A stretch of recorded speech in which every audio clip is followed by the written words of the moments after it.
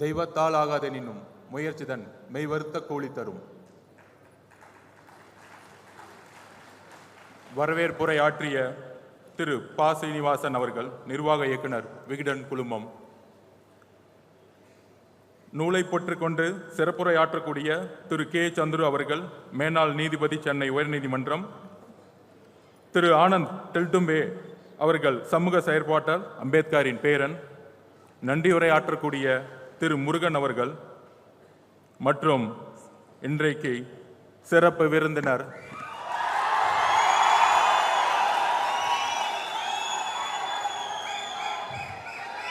தமிழகத்தின் புதிய கருத்தியல் தலைவராக உருவெடுத்துக் கொண்டு இருக்கின்ற தமிழக வெற்றி கழக தலைவர் திரு விஜய் அவர்களுக்கும் இங்க இருக்கக்கூடிய பத்திரிகை நண்பர்களுக்கும் விடுதலை சிறுத்தைகள் கட்சிகளுடைய தோழர்களுக்கும் தோழிகளுக்கும் தமிழக வெற்றி கழக தலைவர் கட்சியுடன் தொண்டர்களுக்கும் என்னுடைய வணக்கம். நூல் உருவாக்க உரை. நமக்கு ஏன் இத்தனை எதிரிகள் அப்படின்னு பெரியார் சொல்லுவார். அதற்கு முக்கிய காரணம் ஆதிக்கம். ஆதிக்கத்தை எதிர்க்கக்கூடியவர்கள் எல்லோருக்கும் எதிரிகள் உருவாகி கொண்டுதான் இருப்பார்கள், விமர்சனங்கள் இருந்து கொண்டுதான் இருக்கும். ஆனால் அண்ணா கூறியதை போல தாக்கி தாக்கி எதிரிகள் வலுவை இழக்கட்டும், தாங்கி தாங்கி ஒரு புதிய வரலாற்றை உருவாக்கக்கூடிய மேடையாக தமிழக அரசியலில் ஒரு புதிய வரலாறு உருவாகக்கூடிய மேடையாக புரட்சியாளர் அம்பேத்கருடைய நூலை வெளியீட்டு விழாவில் இங்கு இருக்கக்கூடிய மிகப்பெரிய அறிவுஜீவிகள், சிந்தனையாளர்கள், வாழ்க்கையில் தன்னுடைய கொள்கைக்காக சமர்ப்பித்து ஏழை மக்களுக்கும் ஒடுக்கப்பட்ட மக்களுக்கும் தன்னுடைய வாழ்க்கையை தியாகம் செய்த தலைவர்கள் முன் ஒரு பள்ளி மாணவனாக இந்த மேடையில் வாய்ப்பு அமைப்பு கொடுத்த விகடன் குழுமத்திற்கு என்னுடைய பணிவார்ந்த நன்றிகள்.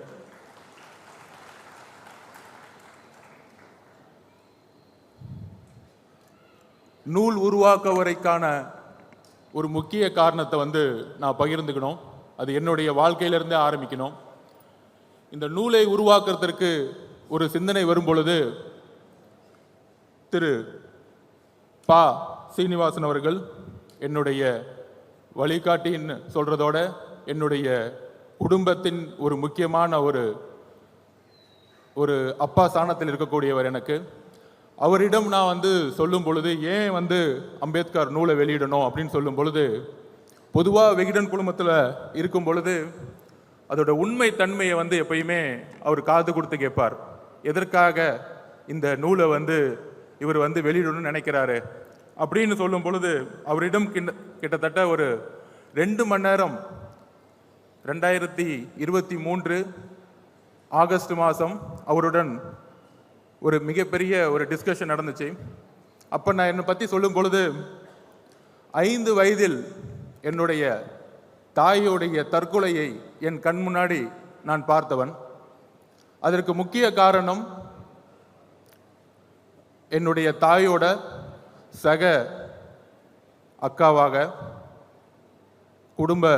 குடும்பத்தின் எங்கள் பெரியம்மாவாக, நிறைய பேர்த்துக்கு தெரியாது, எங்கள் அம்மாவோடைய பழகிய அன்றைய எங்கள் அம்மாவோடைய அக்கா, என்னுடைய பெரியம்மா திலகவதி IPS அவர்கள், தமிழ்நாட்டின் முதல் பெண் IPS. எங்கள் அம்மாவும் என்னுடைய பெரியம்மாவும் என்னுடைய குடும்பத்தில் ஒரு 11 பேர் கொண்ட குடும்பத்தில் இருந்தபோது சக தோழியாக 2 பேரும் சேர்ந்து வாழ்ந்தார்கள். அப்போ எங்கள் அம்மா ஒரு காதல் திருமணம் பண்ணணும்னு நினைக்கிறாங்க. ஆனால் அன்றைக்கு இருந்த என்னுடைய பாட்டி காதல் திருமணம் இருக்கக்கூடாது, கேஸ்ட் ஜாதியின் அடிப்படையில் வெள்ளூரில் ஒரு விவசாயியிடம் ஒரு ஃபோர்ஸ்ட் மேரேஜ் பண்ணி வச்சாங்க. அந்த ஃபோர்ஸ்ட் மேரேஜ் பண்ணி வைக்கும் பொழுது விவசாயத்தில் ஏற்பட்ட ஒரு வறட்சி, அந்த வறட்சியின் மூலமாக ஏற்பட்ட டொமஸ்டிக் வயலேஷன்ஸ், அந்த அந்த ஒரு பாதிப்பு என்னுடைய தாயோடைய தற்கொலைக்கு ஒரு முக்கியமான காரணமாக மாறியது. அன்றைக்கு ஐபிஎஸ் ஆக படித்து டிஎஸ்பியாக இருந்த காரணத்தினால் 2 குழந்தைகளை காப்பாற்ற வேண்டும் என்று பெரியம்மா முடிவெடுத்து என்னுடைய மாமாவிடம் என்னை ஒப்படைத்து ஸ்போர்ட்ஸ் என்கின்ற ஒரு ஹாஸ்டலில் என்னுடைய பயணத்தை ஆரம்பித்து ஸ்போர்ட்ஸ் மூலியமாக ஒரு ஸ்காலர்ஷிப் கிடைக்கும் பொழுது மெட்ராஸ் கிறிஸ்டின் காலேஜில் நான் பொலிட்டிக்கல் சயின்ஸ் மாணவனாக மாறும் பொழுது எப்பயுமே என்னுடைய பெரியம்மா எனக்கு ஒரு ஒரு அஸ்பிரேஷனாக இருப்பாங்க.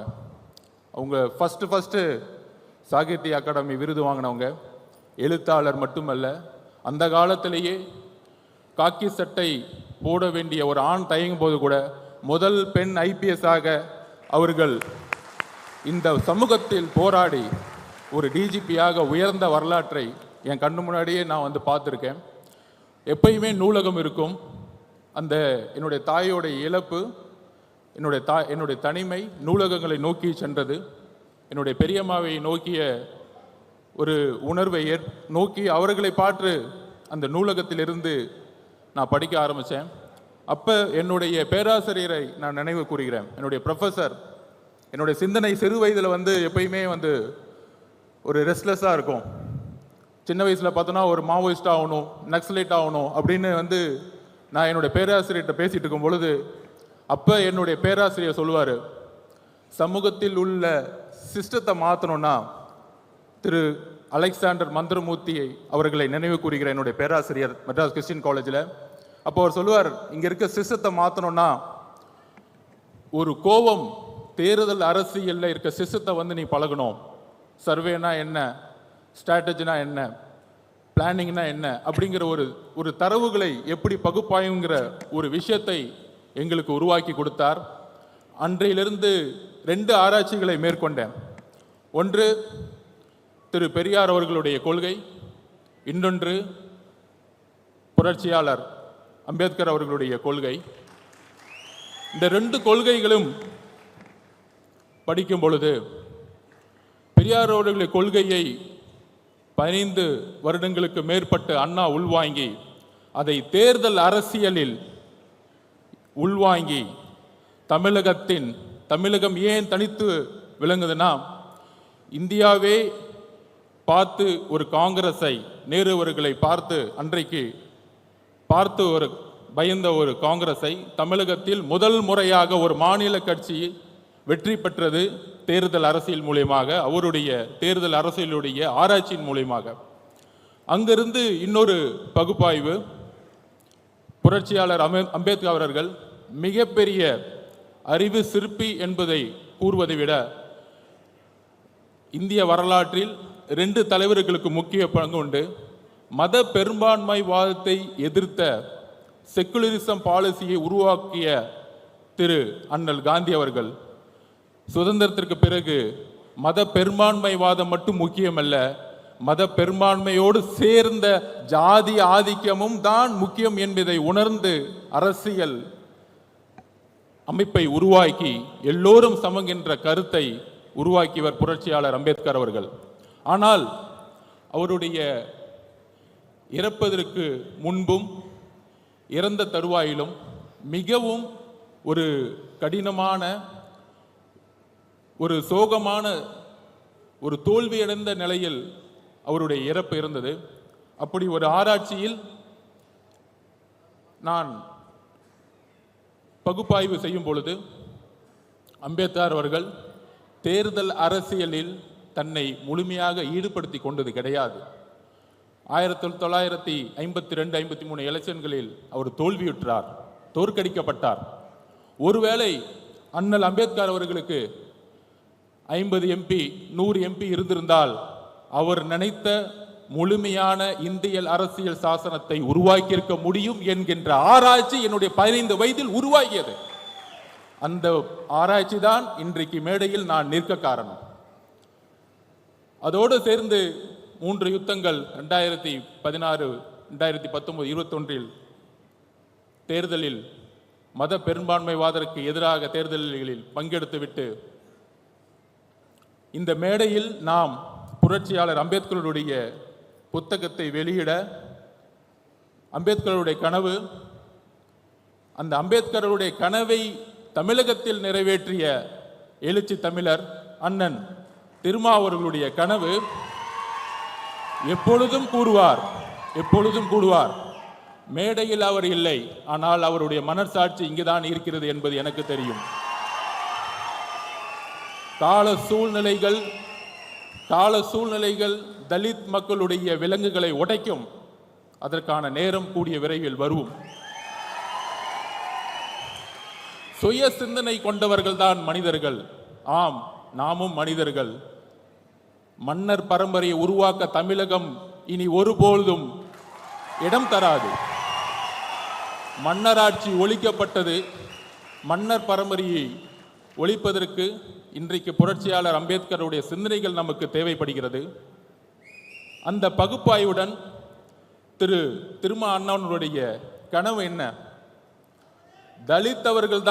தலித் மட்டுமே பேசிக்கொண்டிருந்த தலைவர் அம்பேத்கர் அவர்களை இன்றைக்கு தலித் அல்லாத ஒரு விஜய் அவர்கள், சகோதரர் விஜய் அவர்கள் வெளியிடுவது என்பது புரட்சியாளர் அம்பேத்கர் அவர்களுடைய, அண்ணன் திருமா அவர்களுடைய கனவு இன்று விகடன் மூலம் நிறைவேற்றப்பட்டிருக்கிறது.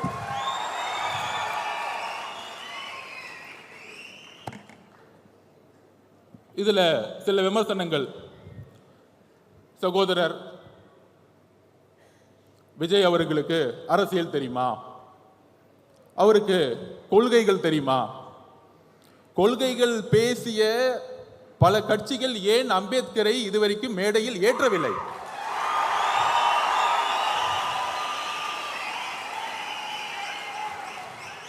இன்றைக்கு இந்த புத்தக விழாவின் வெற்றி, திரு நிர்வாக இயக்குனர் திரு சீனிவாசன் அவர்களுடைய வெற்றி, இன்றைக்கு விகடனுடைய வெற்றி, முதல் முறையாக அம்பேத்கருடைய நினைவு நாளை எல்லா அமைச்சர்களும் சென்று மாலையிட்டு புரட்சியாளர் அம்பேத்கர் என்று அமைச்சர்கள் கூறிக்கொண்டிருக்கிறார்கள். இதுதான் வெற்றி, எங்களுடைய வெற்றி, எங்களுடைய பிரச்சாரத்துடைய வெற்றி. அந்த பகுப்பாய்வில் அம்பேத்கர் அவர்கள் ஏன் தோல்விற்றார் என்ற கேள்வி என்னுடைய 15 வயதில் உருவாகியது. என்னுடைய தாயினுடைய இழப்பு, என்னுடைய தனிமை அரசியலை நோக்கி என்னுடைய 15 வயதிலே செல்ல வைத்தது. அதனால்தான் 3 யுத்தங்களில் தேர்தல் அரசியலை கற்றுக்கொண்டு இங்கு வந்திருக்கிறேன். எங்கிருந்து கற்றுக்கொண்டு வந்திருக்கிறேன் என்றால் எல்லாருக்கும் தெரியும். சில விமர்சனங்கள் அதற்கு பதில் சொல்வதை விட 2026 தேர்தலுக்கான பணிகள் 2026க்கான தேர்தலுக்கான பணிகள் மன்னர் ஆட்சியை ஒழிக்க வேண்டும்.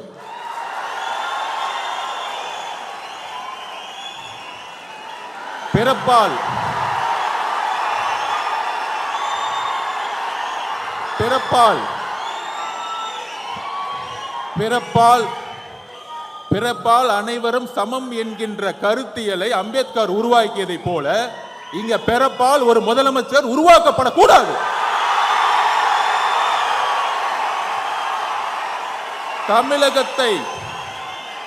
தமிழகத்தை ஆள வேண்டும் என்றால் ஒரு கருத்தியல் தலைவர் தான் ஆள வேண்டும்.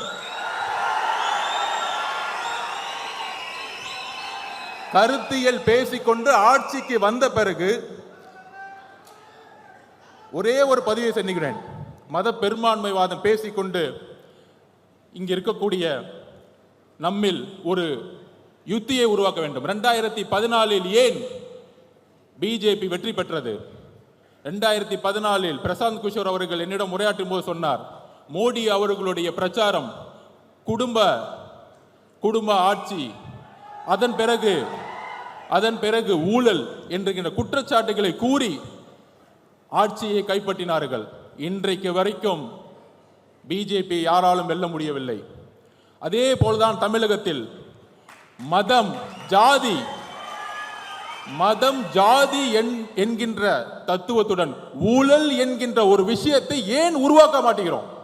அதுதான் என்னுடைய தாயோடைய இழப்புக்கு, விவசாயியோடைய ஒரு விவசாயி வீட்டில் ஒரு தாய் இழக்கிறாங்கன்னா, என் தாய் விவசாயம் இருக்கும்போது இறந்துருக்காங்க, தற்கொலை பண்ணியிருக்கிறாங்க. இதுதான் உண்மை. இந்த உண்மையை நான் இன்னைக்கு டிக்ளேர் பண்றேன். என்னுடைய பெரியம்மா தெலுங்குதி ஐபிஎஸ் முன்னாடி நானே ஒரு சாட்சி. அப்படி இருக்கும் பொழுது ஊழல்ங்கிற ஒரு விஷயத்தை நாம் கடந்து சென்றுகிட்டு இருக்கோம். தமிழ்நாடு ஊழலை கடந்து சென்றுகிட்டு இருக்கு. பெரியார் அவர்களுடைய கனவின் மூலயமாக மத பெரும்பான்மைவாதத்தை துடைத்தெறிந்து விட்டோம். மத பெரும்பான்மை தமிழகத்தில் கிடையாது. பிஜேபிக்கு 2% மேல இங்க கிடையாது. அதை பெரும்பான்மை முடிச்சாச்சு. ஆனால் ஒரே ஒரு ப்ராப்ளம் இருக்கு. இன்றைக்கு ஹரியானாவிலும் மகாராஷ்டிராவிலும் ஜெயிச்சதுக்கான காரணம் ராமர் கோயிலை கையில் எடுத்தார்கள். இன்னைக்கு ராமர் கோயில் இன்றைக்கு கரெக்டா வந்து இந்த எலெக்ஷன்ல அகிலேஷ் யாதவால் அதை நிலைநாட்ட முடியல. அகிலேஷ் யாதவ் வெற்றி பெற்று விட்டார். ஒரு தலித்தை பொது தொகுதியில் நிறுத்தி வெற்றி பெற வைத்து ராமர் கோயிலுங்கிற ஒரு தத்துவத்தை உடைத்து விட்டார். ஆனால் தமிழகத்தில் ஒரு தலித்தை பொது தொகுதியில் இன்றைய வரைக்கும் நிப்பாட்ட முடியல. இன்றைக்கு நான் தரவுகளை சொல்றேன். 2011 தரவுகளின் அடிப்படையில் 1,40,00,000 தலித்துகள் இருக்கிறார்கள். ஆனால் ஆட்சியிலும் பங்கு, அதிகாரத்தில் பங்கு என்று கூறினால் அது தவறு என்று அவர் தவறு என்று யாரு சொல்றாருன்னா, எல்லோரும் சொல்ற மாதிரி சனாதானம் எங்கிருந்து வருதுன்னா, பிஜேபி சொன்னா மட்டும் சனாதானம் கிடையாது.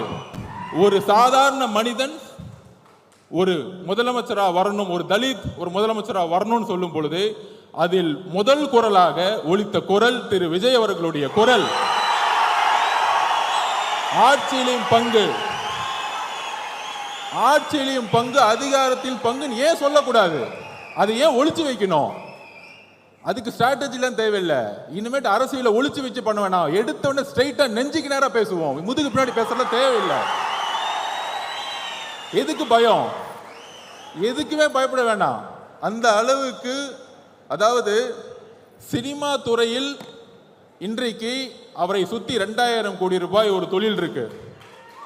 அதை விடுறதுக்கு ஒரு மனசு வேணும்.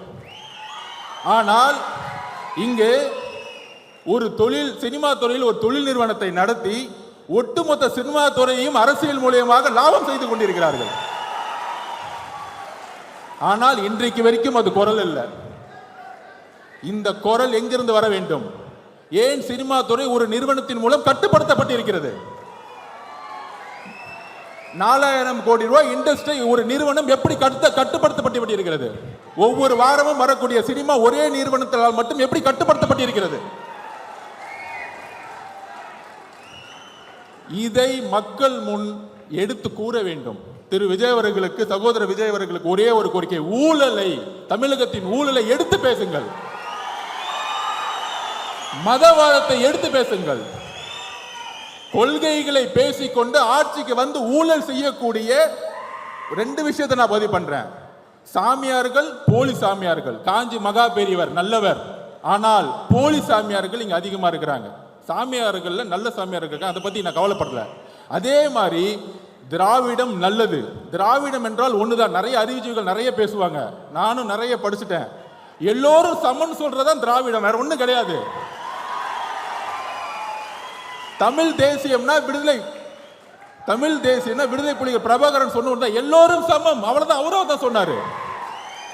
விடுதலை புலிகள் பிரபாகரன் அவர்கள் எப்பையும் ஜாதி மதத்தை பார்த்தது, மொழியை பார்த்ததில்லை. சோ அப்ப ஒரே ஒரு விஷயம் இருக்கு. இங்கு ஜாதியின் அடிப்படையில் உருவாகக்கூடிய தேர்தல் அரசியல், அதுதான் பிரச்சனை.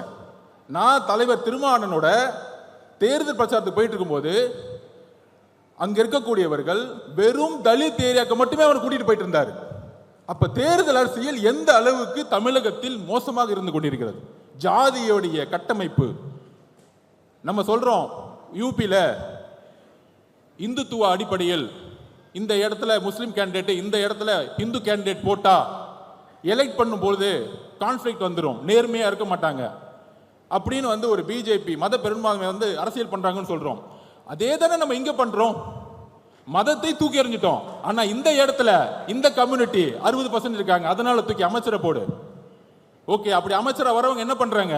வேங்க வயல் பிரச்சனை இன்றைக்கு வரைக்கும் தீர்க்க முடியாததுக்கான காரணம் என்ன?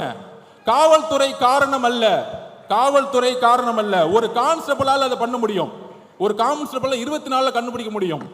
மலம் கலந்த தண்ணீர், அம்பேத்கர் அவர்கள் தண்ணீர் போராட்டத்திற்காக எப்பொழுது பிரச்சனை கையில் எடுத்தாரோ அதே மாதிரி இன்றும் 50 வருடங்கள் 75 வருடங்கள் இந்த பிரச்சனை போயிட்டு இருக்கு. ஒரு தண்ணீர் தொட்டியில மலத்தை கலந்துருக்கிறாங்க. ஒரு வாரமா அந்த தண்ணியை குழந்தைகள் குடிச்சிட்டு இருக்காங்க. ஆனா இன்னைக்கு வரைக்கும் நம்மளால கண்டுபிடிக்க முடியல. போலீஸ் காவல்துறையினால இல்ல, ஜாதியின் அடிப்படையில் தேர்ந்தெடுக்கப்பட்ட ஒரு எம்எல்ஏ, ஒரு அமைச்சர், இதுதான் காரணம், வேற எந்த காரணமும் கிடையாது. பாதிக்கப்பட்ட மக்கள் சார்பா நான் பேசுறேன். 1,40,00,000 பேர் தலித் மக்கள் இருக்காங்க. அதுல ஆதி திராவிட மக்கள் 92 லட்சம் பேர் இருக்காங்க. ஆனா அவங்களுக்கு ஆட்சியிலும் பங்கு, அதிகாரம் பங்கு கொடுன்னு கேட்டா தப்புன்னு சொல்றாங்க. 25% தான் இருக்கு உங்களுக்கு. 25% வச்சுக்கிட்டு எப்படி நீங்க ஒரு பெரிய கட்சி சொல்ல முடியும்? தமிழ்நாட்டில் கூட்டணி ஆட்சியை உருவாக்க வேண்டும். தமிழகத்தில் அதில் தலித் மக்கள் பெரும்ப வேண்டும். சமூக நீதியை உருவாக்கிட்டோம். சமூக நீதி 69% உருவாக்கிட்டோம். எல்லாருக்கும் வேலை கிடைச்சிருச்சு, டாக்டர் ஆயிட்டாங்க, இன்ஜினியர் ஆயிட்டு இருக்காங்க, எல்லாம் ஓகே. ஆனா அரசியல்ல அதிகாரத்துக்கு வரணும், விடவே மாட்டாங்க. மன்னராட்சி தான் இங்க இருக்கு. மன்னராட்சியை கொஸ்டின் கேட்டா உடனே சொல்லிடுவாங்க, நீ சங்கின்னு சொல்லு, இல்ல அர்பன் நக்சலைட் சொல்லு, இல்ல மாவோன்னு சொல்லு. அதை பத்தி எங்களுக்கு எந்த கவலையும் இல்லை. தமிழக மக்கள் புதிய அரசியலை உருவாக்க முடிவெடுத்து விட்டார்கள். திரு சகோதரர் விஜய் அவர்களுக்கோ அண்ணன் திருமா அவர்களுக்கோ அனைத்து கட்சிக்கோ ஒரு புதிய அரசியலை, இளைஞருக்கான அரசியலை உருவாக்குவோம்.